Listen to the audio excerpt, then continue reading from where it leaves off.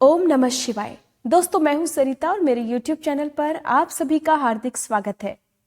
आप सभी को महाशिवरात्रि की हार्दिक शुभकामनाएं। दोस्तों, आप सभी से अनुरोध है कि वीडियो शुरू करने से पहले वीडियो को लाइक करके कमेंट बॉक्स में भोलेनाथ की जय जरूर लिखें। और आज मैं आपको सुनाने वाली हूँ महाशिवरात्रि के दिन सुनी जाने वाली व्रत कथा। पौराणिक कथाओं के अनुसार प्राचीन काल में चित्रभानु नाम का एक शिकारी था। जानवरों की हत्या करके वो अपने परिवार को पालता था। एक समय साहूकार का वह कर्जदार था, लेकिन उसका ऋण समय पर ना चुका सका। क्रोधित साहूकार ने शिकारी को शिव मठ में बंदी बना लिया। संयोग से उस दिन शिवरात्रि थी। शिकारी ध्यान मग्न होकर शिव संबंधी धार्मिक बातें सुनता रहा। चतुर्दशी को उसने शिवरात्रि व्रत की कथा भी सुनी। शाम होते ही साहूकार ने उसे अपने पास बुलाया और ऋण चुकाने के विषय में बात की। तब शिकारी अगले दिन सारा ऋण चुका देने का वचन देकर बंधन से छूट गया। अपनी दिनचर्या की भांति वो जंगल में शिकार करने के लिए निकला, लेकिन दिन भर बंदी गृह में रहने के कारण वह भूख और प्यास से व्याकुल था। शिकार खोजता हुआ वो बहुत दूर निकल गया।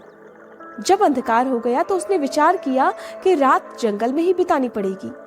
तब वो एक तालाब के किनारे एक बेल के पेड़ पर चढ़कर रात बीतने का इंतजार करने लगा। जिस बेल वृक्ष के ऊपर वह शिकारी चढ़ा हुआ था, उसके ठीक नीचे शिवलिंग था, जो उस समय बिल्व पत्रों से ढका हुआ था। शिकारी को इस बात का पता ही नहीं चल पाया। पड़ाव बनाते समय उसने जो टहनियां तोड़ी, वो संयोग से शिवलिंग पर गिरती चली गई। इस प्रकार दिन भर भूखे प्यासे शिकारी का व्रत भी हो गया और शिवलिंग पर बिल्वपत्र भी चढ़ गए। एक पहर रात्रि बीत जाने पर एक गर्भिणी हिरणी तालाब पर पानी पीने पहुंची।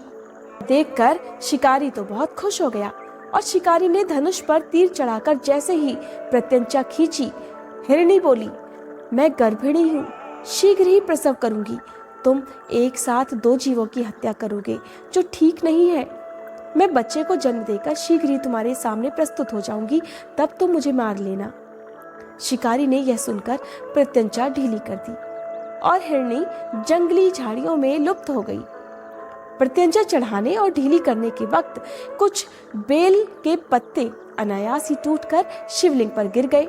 इस प्रकार उससे अनजाने में ही प्रथम प्रहर का पूजन भी संपन्न हो गया।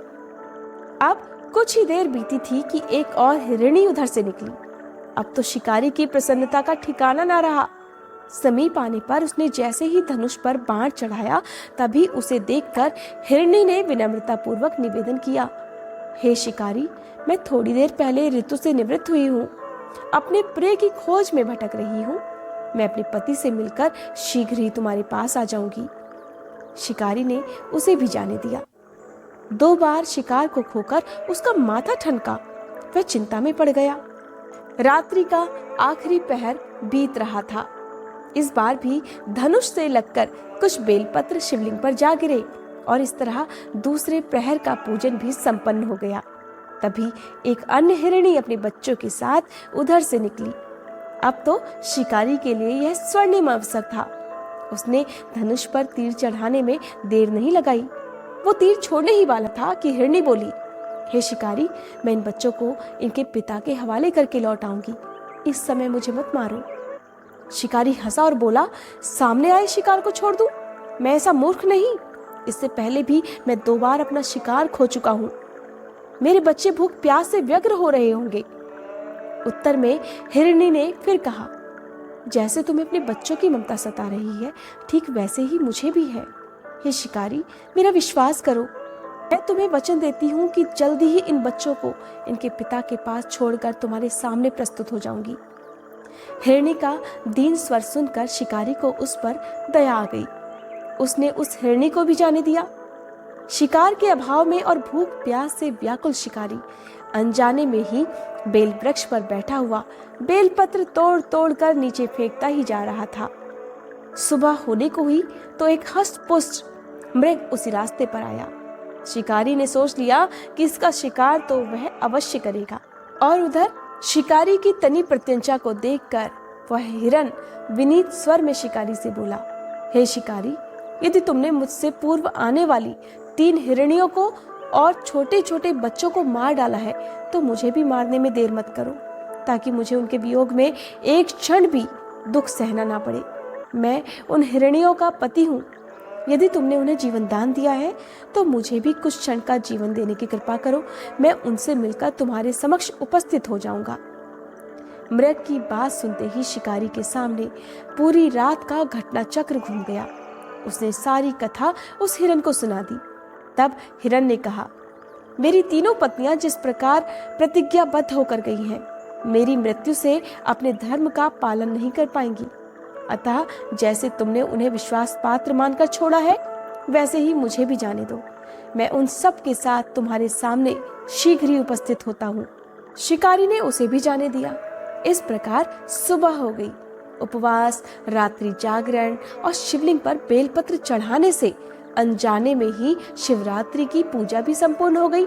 पर अनजाने में ही की गई पूजा का परिणाम उसे तुरंत मिल गया। शिकारी का हिंसक हृदय निर्मल हो गया और तभी थोड़ी देर बाद ही वह हिरन अपने परिवार के साथ शिकारी के सामने उपस्थित हो गया, ताकि वो उनका शिकार कर सके। किंतु जंगली पशुओं की ऐसी सत्यता, सात्विकता और सामूहिक प्रेम भावना के साथ साथ अपने वचन का पालन करते देखकर शिकारी को बड़ी ग्लानि हुई। उसने हिरन परिवार को जीवन दान दे दिया और शिकारी को अनजाने में ही शिवरात्रि के व्रत का पालन करने पर मोक्ष की प्राप्ति हो गई। मृत्यु के समय जब यमदूत उसे लेने के लिए आए तो शिवगणों ने उन्हें वापस भेज दिया और शिकारी को शिवलोक ले गए। शिव जी की कृपा से ही अपने इस जन्म में राजा चित्रभानु अपने पिछले जन्म को याद रख पाए और महाशिवरात्रि के महत्व को जानकर उसका अगले जन्म में भी पालन कर पाए। इस तरह महाशिवरात्रि के दिन जो भी भक्त इस कथा को सुनता है या दूसरों को सुनाता है, उनकी सभी मनोकामनाएं भगवान भोलेनाथ के आशीर्वाद से पूरी होती हैं। भगवान भोलेनाथ हमेशा उन पर प्रसन्न रहते हैं। दोस्तों, यह थी महाशिवरात्रि के दिन सुनी जाने वाली व्रत कथा। उम्मीद करती हूँ ये वीडियो आपको पसंद आई होगी। अगर आपको ये वीडियो पसंद आई हो तो लाइक करने के बाद कमेंट बॉक्स में भोलेनाथ की जय लिखना मत भूलिएगा।